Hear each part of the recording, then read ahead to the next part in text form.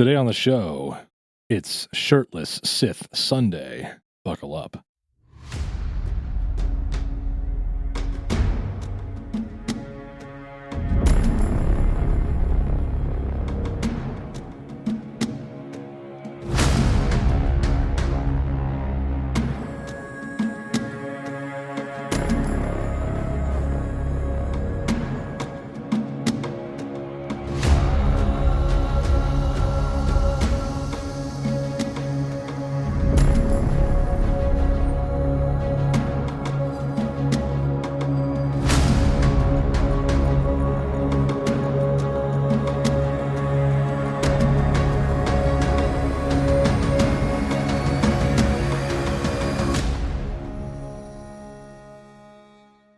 Hello there, and welcome to the Lost Cantina, the podcast that explores the stories, characters, and themes behind our favorite galaxy far, far away. I'm Kevin.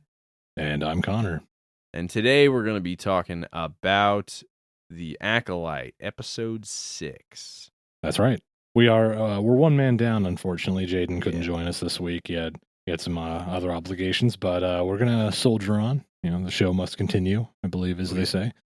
But yeah, episode 6. What was this called? Oh yeah, Teach/Corrupt or something like that. Yeah, that's the name of the episode. I actually kind of like this naming convention. That kind of goes back to the first couple episodes that were like, you know, vengeance, justice with a vengeance/justice. Yeah, I thought it was kind of neat. They're bringing that back. Mm-hmm. But yeah, it's weird when you have an episode like this that really is the down slot, or it's leveled off from last week. Like, we had a absolute barn burner last time where a lot of stuff happened and it was crazy and chaotic, and now it's like, okay, we're back to conversations and exposition and moving the plot along.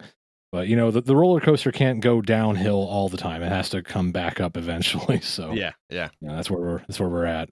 We got a lot of back and forths in this episode between three groups, mainly OSHA and our fun villain. I know a lot of people have been calling him, you know, we've been calling him Sharky, but a lot of people have been calling him like a bunch of different names online. You know, the man, the stranger once formerly known as Khmer. Yeah, Darth Bicep, you know, Darth Creatine. That kind of stuff, you know what I mean? Like, it's I like it. I think Darth Creatine was really good. Darth Swole. Yeah, he's pretty cool. We go through him and OSHA, May and Soul, and then Venestra. Actually, we get more Venestra. The acting's a little bit better, I would say, in the scenes that they're in, and I'm more okay with it than the other episodes. But yeah, I mean, this episode was, I don't want to say it's slow. It's just more it's got a lot of explanations, because now we have characters that have not interacted much before in the show, have like kind of flipped. Like May and OSHA have flipped, and now we are getting interactions that we were not normally getting in the other episodes. So it's kind of cool to get some background and new development. You know, characters. The Parent Trap has started. We're watching that get off the ground, basically. Yeah. But before we get into it, as per usual, we're going to do some housekeeping. Email us, guys. Email us, everybody. Email us. Hit us up. Do it. The lostcantinapod@gmail.com. We really are interested in what people say about this show, because it's definitely different, I'd say, than what we've had in the past. It really is like a different type of storytelling. And we're getting Legends stuff now, and I know Jaden was freaking out about it, so like, it's kind of cool to see, but it's definitely a different storytelling vibe than other stuff. I would say it's more of a drama than like the mystery and mysticism of like Ahsoka and that kind of stuff. Yeah, it's funny. Like these last few shows that have come out, you know, they have like a different vibe. Each of them have a different vibe to them, where it's like, yeah, Ahsoka has almost like a tall tale legend, like kind of a mythical vibe to it. A little bit of a samurai story. Yep. Mandalorian obviously had like a Western vibe to it. Andor was like a political thriller, almost like a crime noir type thriller. And then this is a bit more of a interpersonal, almost like a soap opera. Yeah. With a bit more of an interpersonal mystery to it, kind of like a whodunit. almost, but we know who done it. So, well, kind of. So yeah, like yeah, there's a flavor to it, and yeah, absolutely hit us up, reach out to us. We'd love to hear from you. If you like the show, let us know what you think about it. If you are not feeling the Acolyte, let us know why. I mean, I think all three of us Within reason. within reason. Well, Or actually, so not that's even the thing, within like, reason, with reason. Good reason. with reasons, please.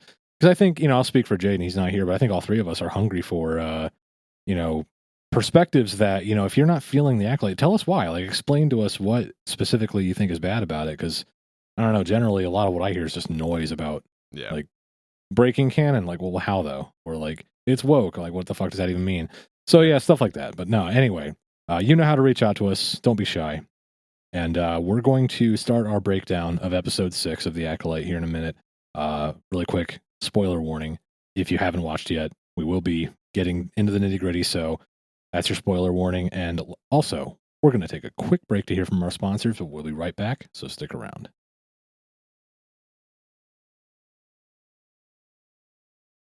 All right, so we're back. So here we go. We're going to get into it. It starts off with Osha finally waking up. She's in a cave, and it's clearly, there's food there being cooked, and it's clearly taken care of. And we figured it out, obviously. We know where we're at. We're in his house, if you will. We're in the villain's house. Someone lives here, obviously. Yeah. Somebody's clearly been living here for quite some time. And she looks at her side, and she's got a wound, but she's being mended to and all that stuff. And she's just kind of like taking it all in, just like us. Which is kind of fun. It's always fun to do when the character's taking in a new space and you're taking in the new space for the first time with them. That's kind of fun.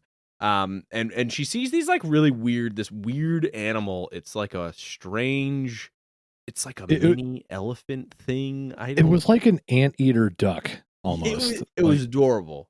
Yeah, it was it had the slimy skin of like a dolphin, but like the trunk of an anteater and like the general body shape of a duck.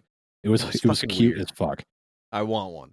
But it's rummaging through a bag because she gets up and she's like walking around like trying to examine stuff for her new surroundings, and she goes to this bag and she sees that the weapon that her sister May's been using, one of those kunai things, are there, and then she sees clothes and stuff, and so clearly it's like her sister's shit. So she dons all this new stuff. She puts it all on, and she goes outside.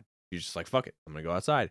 And it's really funny as we get this like shot of a beach and stuff, and instead of saying what the planet's name is, it just says unknown planet, and I'm like, unknown planet.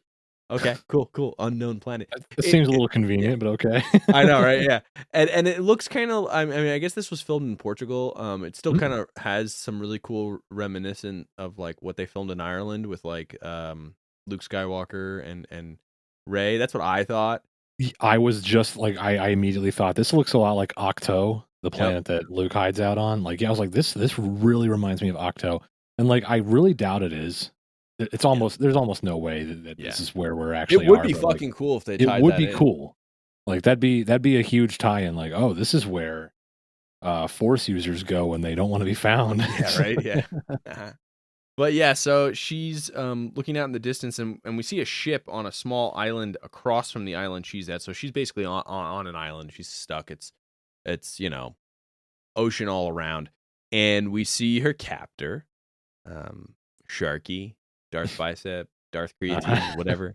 He is walking by on this super rocky beach, and she obviously stares him down, but he's not even looking at her. And she's like obviously gonna follow him. And yeah, I mean, it's. I thought it was a good opening scene. Like we get a little bit of new like juxtaposition for where she's at, and clearly time has passed, probably maybe like a day or so. So. Yeah, I mean, I thought it was a pretty good opening scene for this new area, because we're clearly going to learn a lot more about him in this episode to a degree, and I think it was kind of cool.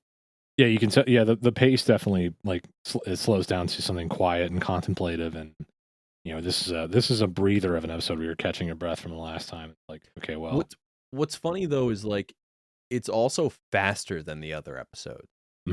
It feels faster, but it's still slow, which I like. I don't know how to explain the pacing for this episode. Like, it felt like it finally was like, okay, I'm getting more info than I than I have had before. With I think also it's less characters, so you get more dedicated time, so it does feel a little bit slower. I don't right. know. We're not jumping around as much, so like we Yeah, don't have as much ground to cover, like thematically or kind of plot or dialogue wise. But like yeah, it's still, yeah, it's we're ramping up toward a conclusion here. Like, this is yeah. one of This those is just things where setting like, it up. yeah, setting up the climax. So now we're back with Soul, and he's trying to leave, and he's trying to contact Coruscant, but that's not working. He just can't get comms to like properly go through, and he's pretty bummed. At first, he's like, "Oh," he was gonna say like, "Oh, the mission failed," but then he like is like stopped by his own emotions, and he's like, "Everybody's dead. They're all Everyone's dead." dead. Yeah. And that's the thing is he definitely is not checking his emotions as well in this episode. I think. That's kind of the point, though, that he's like his emotions have been broken out now of whatever they've come through, if you will, from the depths. He went through something very traumatic that like not a lot of Jedi, especially in this time period, like this isn't a time of war or anything. So like for an entire Jedi away team basically to just be massacred like this, it's pretty out of the ordinary. And so Soul's definitely feeling the effects of that. Like, yeah, he watched his Padawan die. He watched several Jedi Knights that he was probably friends with die. And just coming out of that, you're probably going to come out with that with some degree of survivor's guilt and various other feelings. Again, I've said this before about Soul. I think what's really nice about him is that he humanizes the idea of the Jedi a bit. Like he kind of represents a standard to strive for, but even he's human. He's only human. He's going to feel things, and this first scene of him in this episode, he's definitely struggling to keep it all balanced. One of those things like a Jedi like Soul or Qui-Gon, one of the more enlightened or maybe just more sensible Jedi, who will tell you, hey, we will feel things sometimes. It's a matter of balancing them out, though. It's a matter of like keeping yourself whole. Yeah, he's going through it. He's definitely going through it. And May is going through the ship. She's walking through the ship and being sneaky and all that. And she sees the room where she was originally tested in with Osha. And she starts getting like some weird flashback, like voices in her head, kind of going through her test when she, clearly lied. And all of a sudden she hears Soul trying to contact Master Venestra. And Basil's watching her this whole time, and he knows she's not who she says. Something's up. He's very aware. And basically she wants to kill Soul still. Now she's back. She's flipped back to wanting to kill Soul. She has her kunai out, and before she could do anything, he goes, Osha. And you're like, oh, okay, so he's got that like, force hyper awareness to a degree. He knows she's behind him, but he doesn't know who she actually is. Yeah. Now I say that we say that, spoiler alert, he's not stupid. Maybe yeah.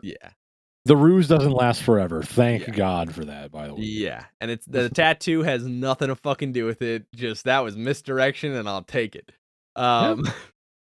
Maybe it will later on. I don't know, but it might come back. Who knows? Yeah, he asks her to drive the ship because he's unable to, get comms and all that. He's like, I need you to take us out into orbit because I'm gonna try to reset the comms. And so he leaves, and he's at the receiver, and the amount of emotions that this guy goes through so quickly. I mean, he's clearly burdened by something, right? Like he's going through some shit. He's experiencing anger. He's experiencing the anger of the loss of his team. He's grieving. I mean, he's going through so many emotions. I'm not going to say the grieving process in terms of, the levels of grief, because technically, I guess that's been debunked. He's just going through a lot of shit. And then all of a sudden, he just like kind of calms down, almost like he kind of accepts that this was an inevitable thing. But he kind of like has this calm behind it. It's very strange. I mean, this is good fucking acting. Like, this is just good fucking acting. I agree. Specific shout out to the man himself, Lee Jung-jae, who conveys this internal struggle. He's like leaning all over this machine, like he's trying to fix, and he like what again? I mean, I'll gush about this all day, but like the portrayal of a Jedi struggling to process his emotions in a healthy way without suppressing them, but without letting them, break him down, irreparably. Basically, he's portraying that with all this movement on his face, and and then it takes a deep breath and just you can see like some acceptance there. You can see some like it is what it is. I have to move on. I have to I have to keep focus on this. We're not even done yet. Kind of feeling too. Job's not done yet. Yeah. So no, amazing acting. Really, really good scene right here. So then, as he walks out of the room, Basil walks back in. Basil's got Pip, and it's kind of a cool thing to see Basil go through the space. Like it's like a little like workshop area, workbench with like a bunch of junk and stuff. I thought it was cool because it was like a mix of practical effects and special effects, like with computers for the face and stuff. I don't know how they did it. But it was fucking cool. And then they like he figures out how to like charge Pip, and Pip turns back on. I don't know. I thought the whole thing was fucking cool. It was really I thought it was great. Yeah. Yeah. It really reminded me of like classic, Lucas era, Star Wars hijinks where like R2D2 and 3PO are like goofing around and doing something, and like it's like a lighthearted scene where something important's happening, but it still has a lighthearted feel to it. Yeah. Where this funny little furry badger guy, the mole guy, is just like rummaging around a workshop. Like I was like, that's fun. That's just fun to watch. It's cute. Yeah. So yeah. So after that, we go back to Osha, and she's still following our villain, and he goes to a watering hole where he strips on down, and we see all the muscles, and he's got a scar on his back, but it's a weird shaped scar. Kind of like he got whipped. That's all I'm gonna say. And we see him go down into the watering hole. Yeah, I mean, I don't know what the fuck he's doing because it seems to be a very quick dip. It's like insanely fast. He's just rinsing off in like it looks like a tide pool, just kind of cool, like a little lagoon almost, like where the water meets the shore. And yeah, he just jumps in there. It's pretty obvious. He knows that OSHA's sneaking up on him. He's nonchalant, cool as a cucumber, not bothered at all. And she comes up to the sand where he's left his clothes and his belongings, and she picks up his lightsaber, the red one that the Jedi Slaughterer 9000 that he put to use in the last episode. And she like picks it up, and he immediately doesn't even look back at her. He's like still looking out at the water, like feels good to hold one again, doesn't it? Like he's kind of like nonchalantly commenting on, "Hey, your first time holding one in a while." Feel? Yeah, right. Feels good, doesn't it? And then he says to hold it in your hand again. And like it's interesting because it's a nice parallel between like how May was kind of, already seen, if you will, by Soul when she was walking it. So it's like both of them were gonna walk up and kill these guys, and both of these guys were like, "Hey, what's up?" And you're like, "Oh, fuck." Yeah, there's a lot of, you're pointing out some duality that I didn't pick up on my first watch. So that's good. That's cool. Yeah, it was really interesting. This whole episode is a lot of that where both of these guys are trying to express their past to them, but there's like either an interruption or something, or they're being cryptic. And both these girls are trying to figure out like what the fuck is your background? Like what is your story? Right. And what's kind of cool too is like he understands like, okay, I understand you didn't bring your lightsaber with you when you left the Jedi Order. He like kind of starts talking to her. He like corrects her stance because she's like ready to like ignite it and fuck him up. And the meme line that everybody's been talking about is where he says, "If you're not gonna join me, I'd like to put my clothes back on." and he just gets out, and that's what I mean. Like it was so fast. He's in there.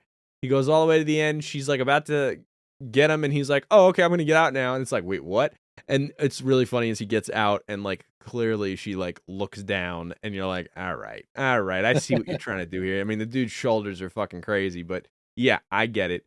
And there was some meme I saw where it was like, he said it's obviously not dialogue from the actual episode, but he says like in the meme he says, "Put down the weapon," and she's like, "You drop yours first." Like that. That's funny. That's good.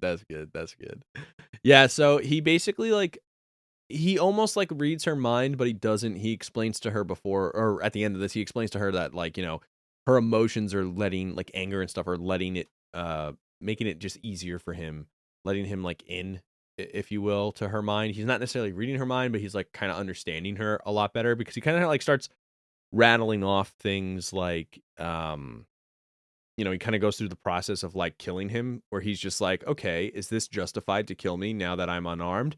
Or, clearly compared to the heat of battle, it's justified, but now it's Mhm. vengeance. Is vengeance justifiable as a means to kill me now? Like he kind of like starts going through the questions that she's clearly having, which is kind of cool because that is a really big question with the Jedi, right? Like, oh, you Yep. don't have a weapon, you're unarmed, I'm not gonna attack you, I'm gonna wait.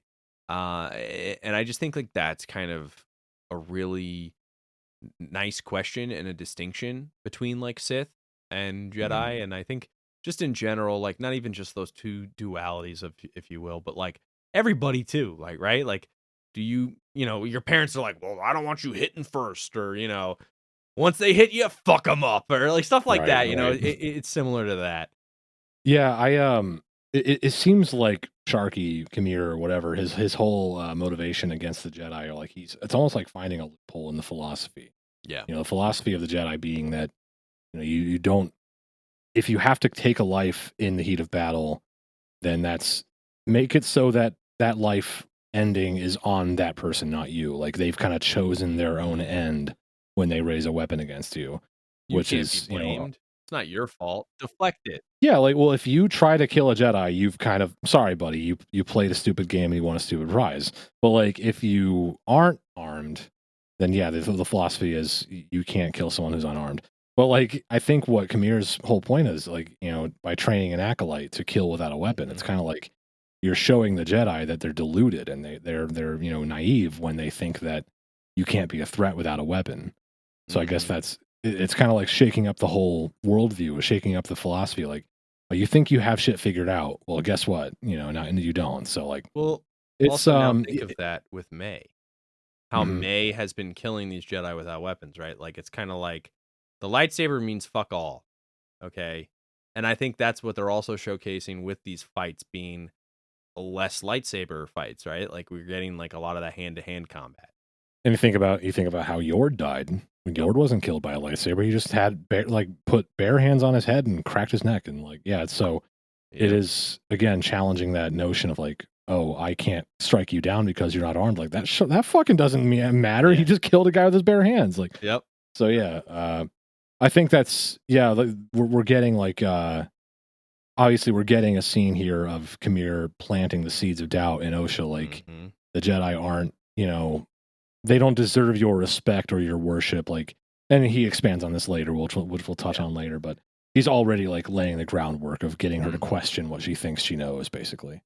So she then also starts asking questions like, "Oh, did you kill Soul? Did you kill May?"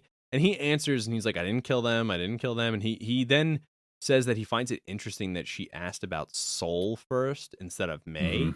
And Hmm. he goes on to say stuff like, he says like the master and pupil relationship is a special thing. He's not just your master. Like there's something more here for you when it comes to him. Like literally, I mean, he's just basically like a father figure. And I think like he kind of calls that out where he's like, yeah, you don't really have a relationship with your sister. You had one 16 years ago, and now it's like, no, that's not the same and that's the thing is too, like when you have, I think what he says about asking about Soul first is interesting because it's like he's trying to sow that doubt in her that it's not okay that she has these questions about Soul, but like when you have a relationship with somebody for so long and you had a relationship with somebody and don't have one for so long, Hmm. you Hmm. won't there that person's not there anymore. Like for Yeah. instance, like if I had a friend when I was a kid and I haven't seen them since first grade, I'm in my 30s now. That person has a whole life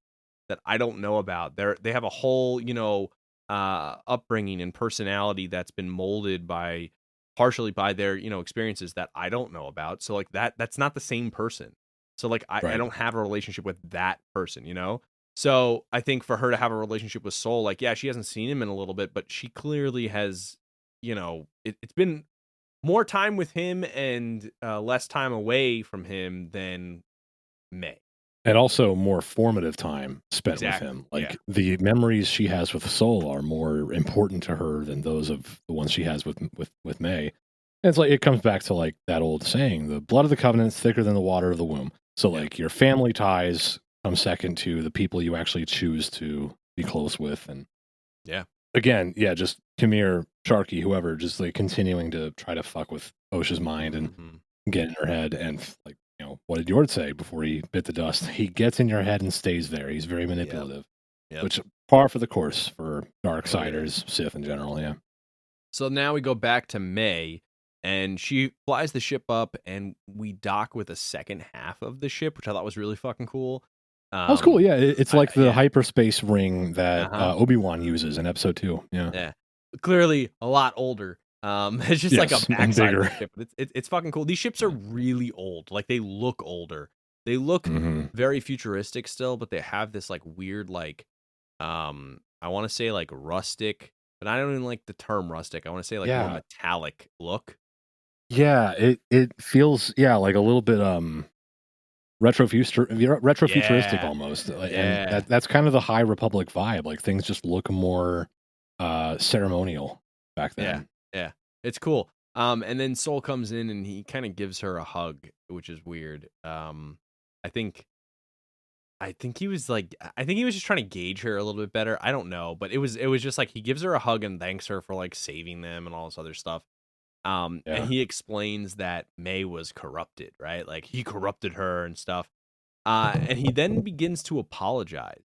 And he tries to say like that it's time for him to face the High Council and he's got to tell them everything. Mhm. And she's like, "Oh, what do you mean?" And then they get interrupted because just as he's about to say something, the ship they get a Coruscant like distress or like they get a comm, and then the ship loses Mhm. power, right? And Yeah. so he asks her main power, I should say, and he asks her if she wants to take a look and take a look at this, and it's like ooh, we're so close but so far away. Yeah, this was an interesting scene because I feel like, the first time, like at first I thought, oh, Soul's just hugging May, who he thinks is Osha, because he's just glad that he still has her and that she's still okay and that they made it through together at least. And like, yeah, he has again some guilt over what happened, and that leads into talking about, oh, I need to face the past. I need to own up to what happened. But like, as the scene played out, I started to think like, okay, he might not just be happy to see her. He might not just be, expressing some gratitude that they both made it. I think as the scene played out, I started to think he's testing her. He's like Mm-hmm. he's like throwing some hooks out there to see how OSHA, quote unquote, reacts to them, and he's gonna go off of that. And so like the way she responded when he mentioned, basically admitting everything or kind of, owning up to the past, and like the way she got like kind of a hungry look on her face. The way May would be, eager to, tease that out of him, but Osha would just be confused. Like, well, what are you talking about? What do you mean? So like that reaction, I think, told him a lot, and the way maybe she like reacted to him hugging her also told her a lot. And She's again, like a stiff board. yeah, Like yeah. And at the end, when he's like, "Hey, you're a mech neck. Why don't you go take a look at the power system?" And she just kind of hesitates briefly, and so yeah, I think he was fishing for information there and testing her. Yeah. In retrospect. So now we're finally back on Coruscant, and that's Mhm. the third party in this episode that we're going to be talking about. And we see Mhm. Master Venestra, and she's discussing politics with another senator, and it's interesting because they're talking about another senator who's being ambitious and wants more power, and I'm like, sounds familiar. Sounds familiar. But We've been all there right. before. And he also says to her in the conversation that this other senator says, the Jedi are always transparent with the Senate. And I'm like, that's a fucking lie. Like, she's been Hey, now. lying about this situation by not saying anything and hiding it all. Like, they're not transparent. She's very not transparent, especially with these senators. And she has, I don't know if it's her apprentice or something, but a Jedi comes in named Mog. Mog, just Mog. M-O-G, Mog. Yeah, very greatest name ever. Just, hey, I'm Mog. How's it going? very fucking lazy. What a name. It's just like a sound. Mog. I just like slapped my finger on the keyboard and was like, okay, cool, yeah, 3 letters, whatever. I think it's also kind of ambiguous whether this guy was a Padawan or not, because I don't think he is, because he seemed to have a position of authority, and also he didn't have the side braid coming onto his shoulder, but he did have a shorter braid coming out the back side of his hair, so like it kind of looked like he had almost like a half of a Padawan braid. So it was kind of like, what are you, man? Like, what's your deal? He didn't cut the whole thing off. He missed a little bit and was like, I kind of like maybe he's like, though. Maybe he's on he's on a probationary knighthood. He didn't quite make the cut. There you go. The probie. Oh yeah, really quick before we move on from it, another I think important factor of the conversation between Venestra and the senator was that an internal audit or an external audit is brought up. Like the idea that someone from the Senate is going to come in and audit the Jedi Order. Like we're gonna check your books and look in every drawer and see make sure you guys are not up to anything sketchy. And obviously Venestra keeps her poker face like, that's great, fine. Again, like the she's referred to political pressure before, I think back in episode 1, and so like that's kind of coming back again, like, hey, this might be a problem in the future. And like I've said before, I think political, just any interaction in general when it comes to Jedi is kind of partially part of their downfall. Yeah. But anyway, Mog shows up with news that they finally heard back from Master Soul, and Mog also delivers the bad news. Like, sounds like there were casualties, and Venestra's like, who? Everyone. Yeah. Basically. Yeah, pretty much. They're all dead. What do you want to do? And she's like, okay, we're gonna go there. We're gonna make a rescue team. And he's like, well, how do you know where they're at? How do you know about this mission? She's like, I sent them there. She knows all the deets. And so a rescue team is going to be made and going to be dispatched quite shortly. Right. And so Soul's mission to Kofar to stop May, that ended in disaster, obviously, was off the books, basically. Like, I'm guessing the rest of the Jedi Council didn't know about it, but Venestra did. So that's why Mog is surprised. She said, like, hide, like, we're gonna keep, remember in the other episode, she was like, nope, we're not gonna go to the council for this. We're gonna, this is under wraps. We'll handle this internally, and they don't need to know about, like, the council, and, like, the Senate doesn't need to know about this. So it's like, okay. It's staying on a tight loop for sure. Again, the political image is hurting the Jedi. So now we go back to the unknown planet. And we get a little bit more backstory on our villain here. Osha says, you speak like a Jedi, like you were a Jedi. And he says, I was a long time ago. And she's obviously like, I never heard of you. And he's like, it was a long time ago. And a long, long time ago in a galaxy, this one. Well, so it was kind of like, dude, how old are you then? Like, you don't seem, like you were around a long, long time ago. So. Guys, he's on trend. It's the only reason why he looks so young. He's been juicing hardcore, and it's not just the creatine. Let me tell you, that is not a natty build. Yeah, no, he's not natty. No way. So she asks, why he brought her there. She's like, what about me? And he's like, well, everybody seems to be after you. And she's like, okay. Soul's I'm leveraged, right? Soul's gonna show up. He's gonna fuck you up. He's really strong in the Force, right? His strength in the Force is very powerful. And he turns and says, you think that's his strength? That's your strength. Which I was like, what's the strength? What do you mean? What are you talking about? And he says that he thinks that she can, if she wants, he then changes the subject. He's like, hey, if you want to start swimming, to go get to that ship over there to leave, you can do that now, or you can wait for the low tide to show up. And I'm sitting, and he's like, or you can come over and have some, dinner. And I'm sitting there thinking to myself, motherfucker, you're saying this not like the ship's 100 feet away. Like the island is so close.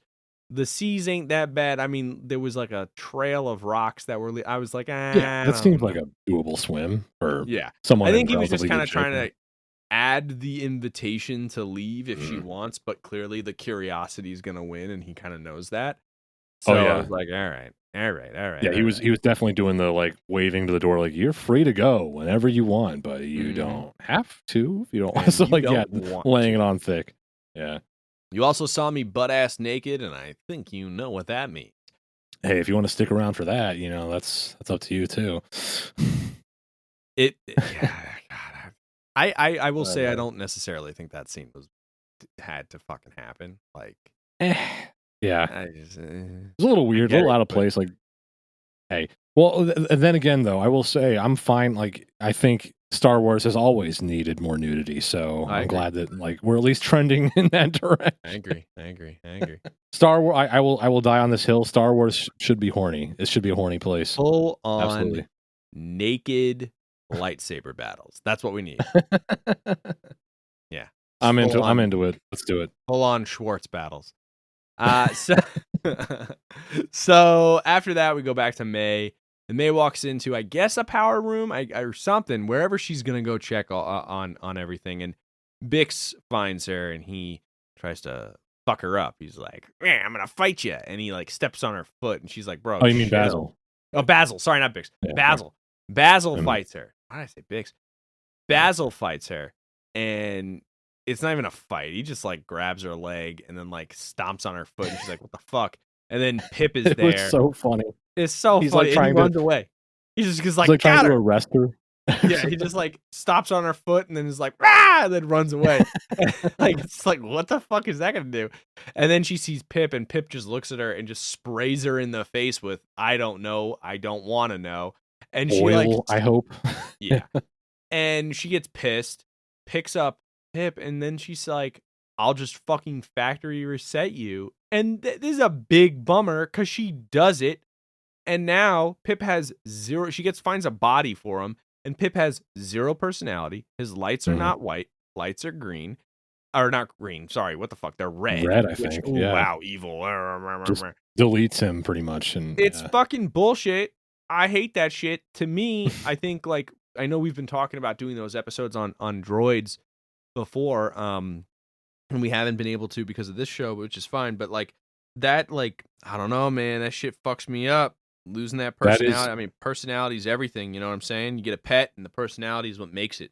It basically is like killing off a character right there. Like Pip is no longer really itself anymore. So it's another one of May's victims, unfortunately. Honestly, like I think you really kind of hit that on the nail on the head on that though. Like for a droid to factory reset a droid who has clearly has a personality, that's fucked up in my opinion. Mm-hmm. Yeah. Essentially you just killed Osha's like pet too, which is kind of fucked up. So back in the cave, we go now back to the cave, and our villain's talking, and he explains that the Jedi, there's more ways to get to get in tune with the Force.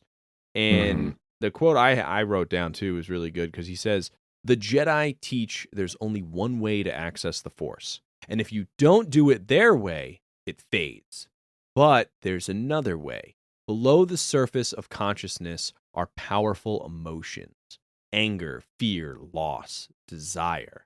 And she turns and she says, "That's the path to the dark side." And he looks right back and just says, "Semantics." And I thought that was fucking cool because one, we see those emotions. You know, you always hear those the phrases of emotions come up, right? And I think that's kind of what was happening with Soul, right? Like we saw all these emotions that he went through where they were like coming out of nowhere, and then he like kind of I don't want to say suppressed them, but he kind of was just like put them in check. And so it's an interesting way also to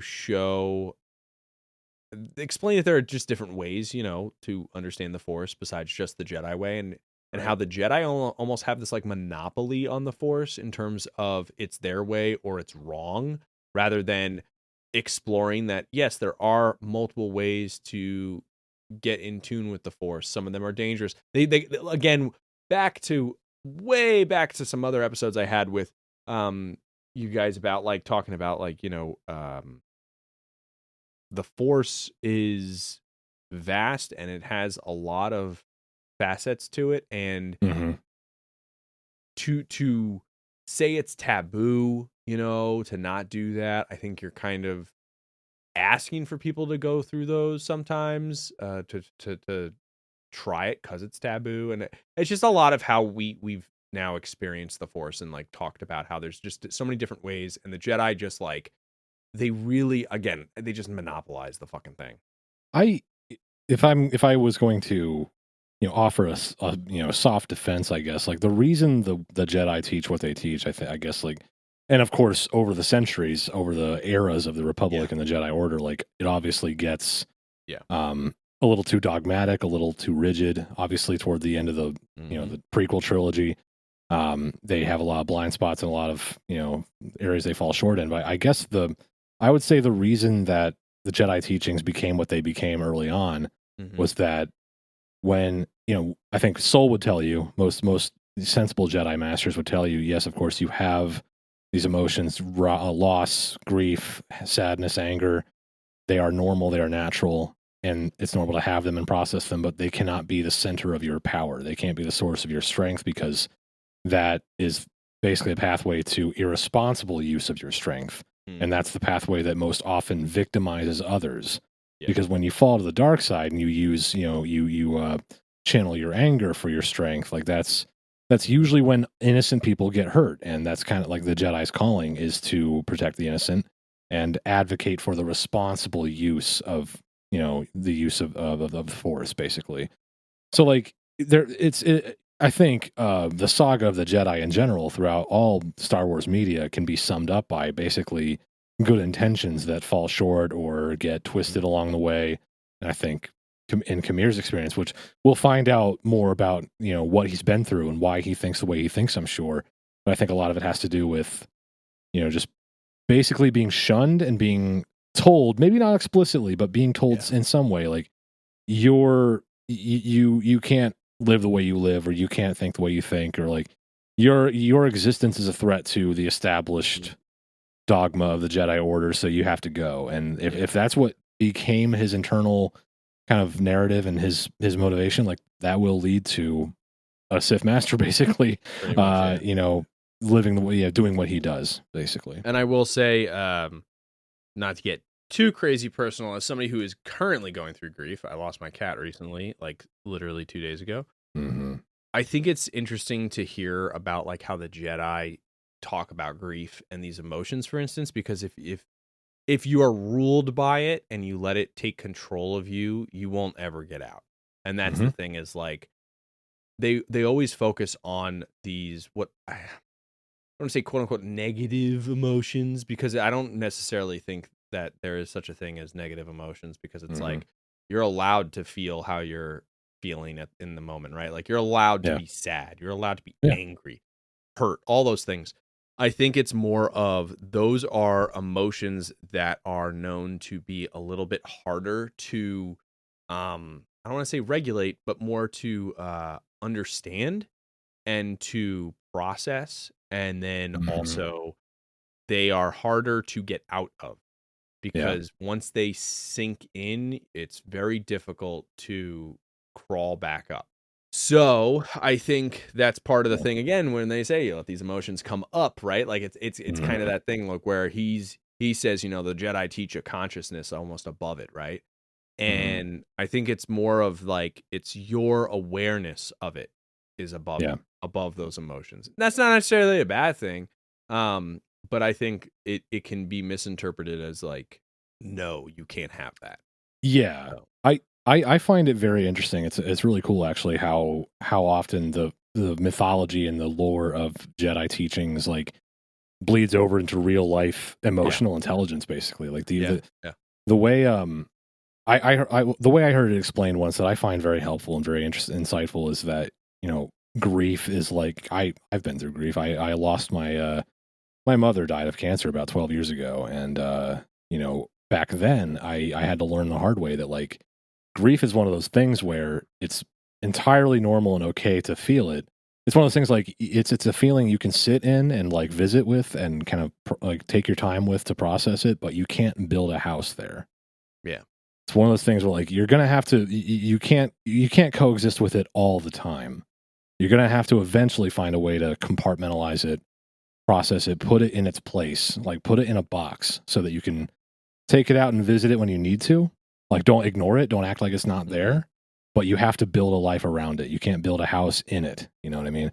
And I think that's, bringing it back to what we're talking about here, with bringing it back into fiction is, with Kamir's experiences, like I think he just built a house in anger, built a house, and I think that's pretty much true for almost any Sith character, any dark side character, where they decided to set up shop in their feelings, that instead of processing them, they just kind of decided to live there.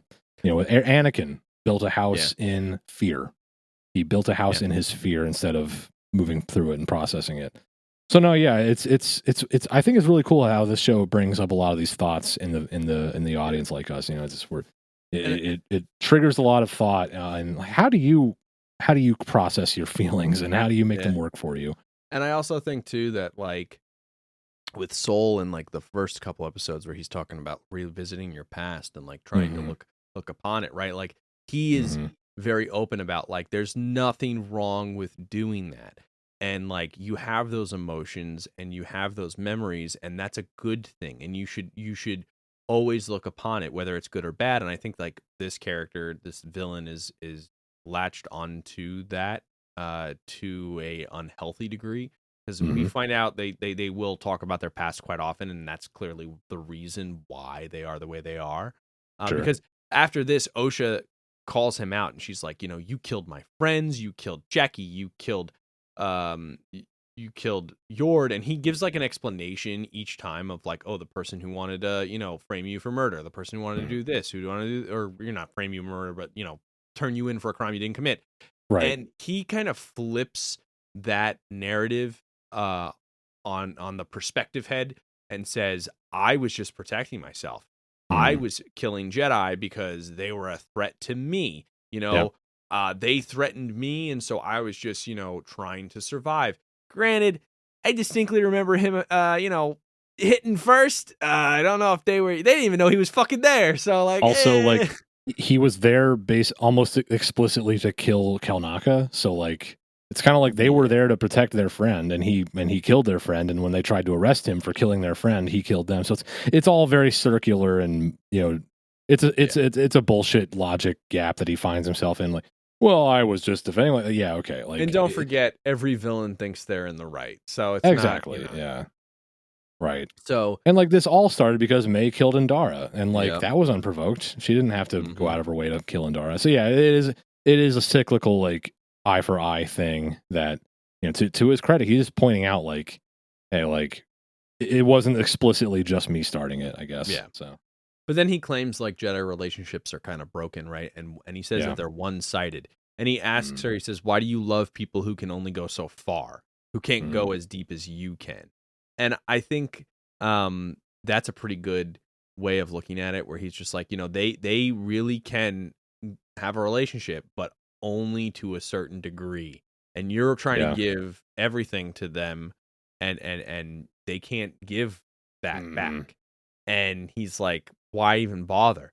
And I think that's an interesting argument, because I do think like it's worth to have some sort of relationship with people, even if it's, to a degree, a work relationship or whatever. Like we're just, I don't want to say we're human, because a lot of these people are not necessarily human, but I think aliens, it is to exist, is to have relationships, right? So yeah. I think that's still an important thing. Big, little, whatever. I will say this was probably one of the first points he made that I found very compelling. Like I actually have to give it to him on this one, because he's right. Like when you're Osha, you're not a Jedi yourself, but you have close ties to the Jedi. You have friendships with Jedi. To his point, it could feel like that's a one-way street. Like you pour your feelings into this organization that you didn't fit in with, because you just weren't ready at the time. You weren't in the right place at the time. And he twists that into, they shunned you, they threw you out. Like he's twisting shit, getting in her head. Yeah. But the part he's right about is that like they can't respond or they can't reciprocate what you give them. So it is kind of like when you're friends with someone, you point out to them, hey, this other guy you're friends with, that's a one-way street. They don't return, the attention you pour into them, and it's kind of like, hey, you're right, I shouldn't be friends with that guy anymore. So it's like he's not gonna lie, he's kind of cooking there with that one. Oh yeah. She, I guess, I don't want to say she doesn't like this answer, but she's just like, all right, whatever, and walks outside. She's still holding the lightsaber, and he follows her, and he's like, I thought you were going to finish this. And he basically eggs her on. He keeps pressing on her, her emotions. Go ahead, kill me, see what. And he's like, he's like, why'd you leave the Jedi? Why'd they throw you out? Why'd you do? And he's like, keeps poking her to try to get a good answer and get that reaction. Because she's like, I'm not like corruptible like my sister, like she claims that, and it's like, So finally, he finally presses her enough to where she yells and she says, "Because I failed," and then she ignites the saber, and pins him and everything up against the wall. Basically, he's like, "Why aren't you a Jedi?" And she says, "Because I failed." So she basically failed out, I guess. She probably could not regulate her emotions as well. Yeah, she's mentioned that before. Like, what she went through on Brendok as a child, she could never quite let go of it, and that kind of held her back when she tried to be a Jedi. And so he says that he actually understands, and he then says, because he lost everything. And the quote I have here is, when you lose everything, that's when you're finally free. And as soon as he says that, she backs off. And I thought that was an interesting quote, too, because it's like, you're free, sure, of what? Of attachment? I thought that's what you guys wanted. Like, it's stuff like that where I'm like, you're not really a Sith. You're just some asshole. You're just a rage, a rage boy.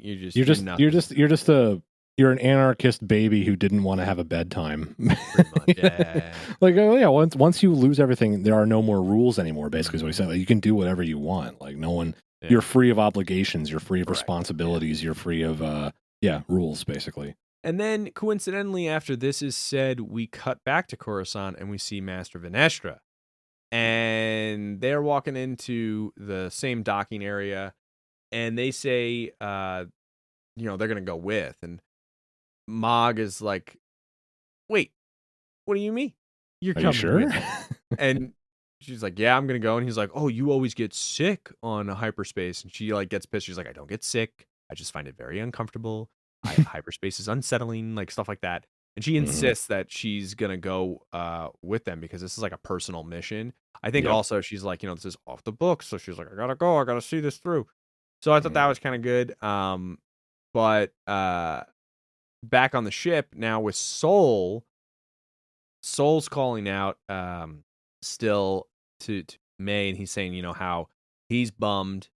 The ship's still off. She comes in and she's like, hey, it's gonna be a couple minutes, and he's like really bummed, and she's like, what's up?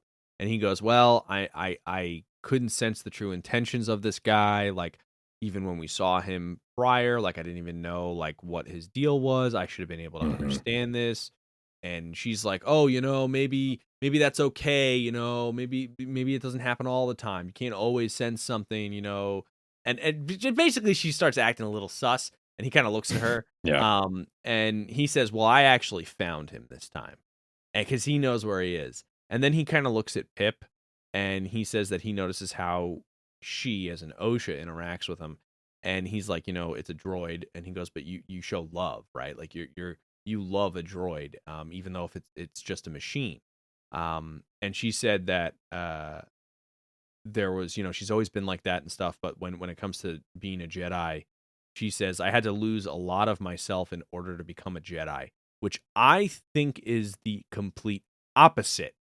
Because she failed out, which means she did not lose any of herself. She couldn't. That's the whole point. She failed out because she couldn't let it go.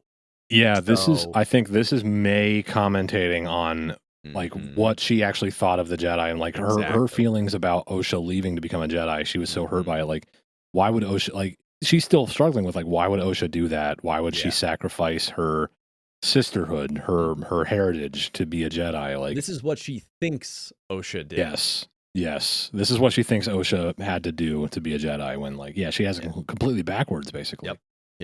So. And he kind of looks at her, and she kind of pushes him to explain more about Brendok. just as he's about to, the ship turns back on, and she kind of looks at him because he doesn't explain anything after that. After the ship turns on, and she gets a little upset, and then she makes her way to the cockpit bridge area, and she gets in contact with somebody, and before she could even say who she is, he stuns her, and then he's like, "Oh, blasted. May," and then you're like, "Oh, fuck!" Yeah. And then Coruscant answers the call. We get a comm now to him specifically saying, "Master Soul, leave your transponder on, like don't leave," and he just turns it off. And just about the same time as he leaves, Venestra pops into orbit. So I thought that was kind of like one of those story tropes, He flips into hyperspace right when they flip out into back into orbit. That was cool. That was pretty neat. So now the next scene's pretty intense. We finally get our Legends canon moment. But before the explanation fully occurs, we have Osha asking about May. He's working on his helmet, right? He's like welding his helmet. And he explains that it's cortosis, and like he kind of like says, explicitly says what it is and how it works. But she asks, and she kind of interrupts him. Yeah, so she basically, what happens is he's working on his helmet, and she's like, "Hey, what's the deal about May? And did you give the same pitch to her and that kind of stuff?" And he says, he thought May wanted something more than revenge because that's what he wanted. And she's like, "What do you want?" And he explains the power of 2. And like that's like the only thing he really says. He gets really cryptic about it. And she sees his scar again. She asks about, the scar, and were you just thrown away, and looks like you were stabbed in the back, and it's kind of implied. She says it, and it's like, your Jedi master threw you away. And he's just kind of like, yeah, pretty much. And then he starts talking about his helmet, right? Because she's like looking at it because it's freaking her out. And he's like, "This is cortosis," and he says, how it like disables lightsabers and all that kind of stuff. And he says that the helmet is like one of those sensory deprivation helmets that they wear in training. And he's like, "You want to try it?" And she's like, "I don't trust you." And he goes like, "Yeah, you're right. You probably shouldn't, but probably trust yourself." And then he's like, "It's cool. You put it on. It's just like you and the Force, right? And whatever you bring with you."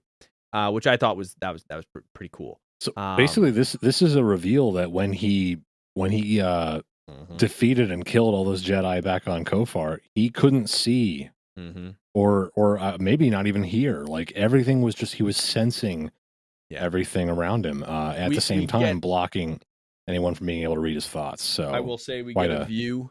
We get a view of it. Later in the episode, we'll mention it, but we do get a view. There's like a tiny slit you can see through, but he was basically blind during the fight. That's what we can assume, at least. Yeah.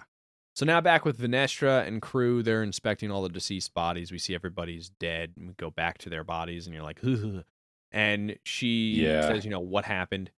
And they're getting like little Force, remnants of what happened. And one of the moths show up, and we see Venestra ignite their purple lightsaber, and then it turns into a whip. And like, that was cool. That's fucking cool. And I know that's she spins around, just like cracks, and like the slices the thing in half in midair. That was so cool. And then Mog's like trying to figure out what's going on, and they're like, "Well, nobody else could have done this. They were all killed by a lightsaber," which they don't mention about Yord, which I thought was interesting. But they're like, "Oh, they were killed by a lightsaber. Like, what happened?" And then Mog's like, "Oh, it was Soul. Was it Soul? Why would he contact?" And she's like, "Whoa, hold up. That's a big accusation." And he's like, "Well, who else could it be?" And she's like, "Something to tip the scales." And it was like, okay. Cryptic again. Yeah. And then so they leave the planet, and she's like, we got to prepare these people for burial. Like, let's keep investigating. And now we go back to May real quick, who is tied up on, she's restrained on a table, and Soul's kind of sitting there, and he tells her that he has no intention of harming her. And I found this was very interesting because he is letting his emotions go rampant in this scene, because he says that he's gonna let her go eventually, but he's waited 16 years to say what he always thought he wanted to say to her, and he's gonna, she's gonna fucking listen. Like, they're gonna talk before he lets her go. They're gonna talk, and he he's been thinking about it, for such a long time, and it's kind of frightening to see him act like this, because this is not the Master Soul that we got, in the beginning.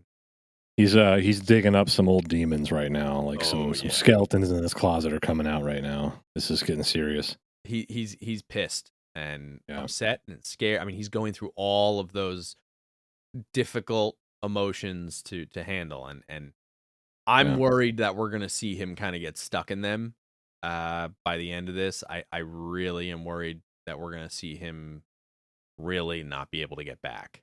Yeah. Well, we cut back to Osha though, and she's trying on the Cortosis helmet, Yeah. and I thought this was such a Oh badass, yeah. such a cool ending of like it just slides over and then it goes dark, Yeah. goes quiet, and the credits roll. It's I was kind like, of a "Ooh, I got frightening. chills." Yeah, it's kind of a frightening scene because it reminded me of the sequel trilogy with the Vader helmet.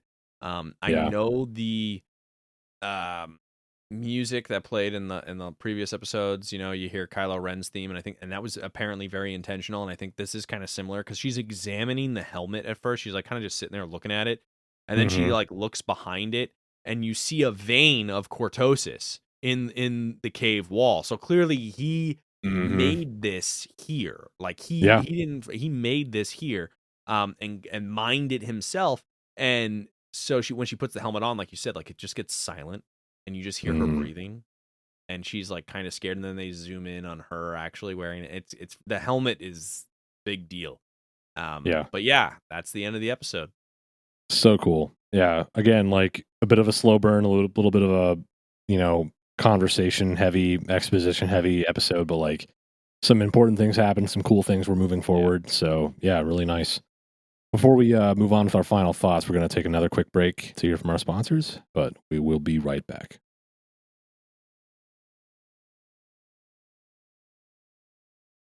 All right, so Connor, what'd you think? I thought again, like this was a breather from last episode where like we're leveling out a little bit, but there were some really interesting conversations and a lot of this was definitely a build up episode. Oh yeah. I think my roller coaster analogy from before, like yeah, the tracks are tilting up again. We're kind of building back up to with episode 3 was a flashback to Brendock, and I think we're probably going to see another one next time.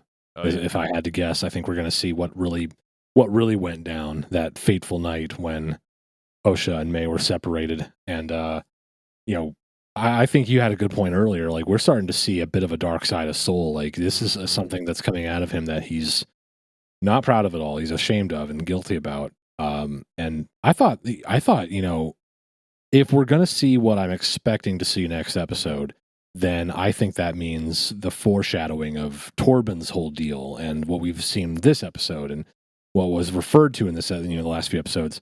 It's going to be great foreshadowing and great payoff Oh yeah. if what I'm expecting to see is what we see. But yeah, I'm excited to have some more revelations about the Brendock situation and like really exploring how Soul is going to move forward with all of this. Like, he's, faced with May again. How's he going to, because I think his character arc, his whole motivation is making this right somehow, making up for his mistakes somehow.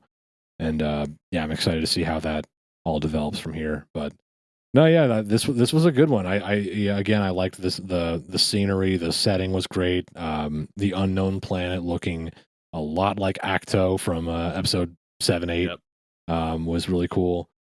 The movies, episode 7 and 8, not not to get it twisted. Um, well, no, yeah, it was cool. I thought that it was weird seeing last episode when Sharky shows up and Yeah. just is a menace, a terrifying screen presence who just owns the entire episode and like Yep.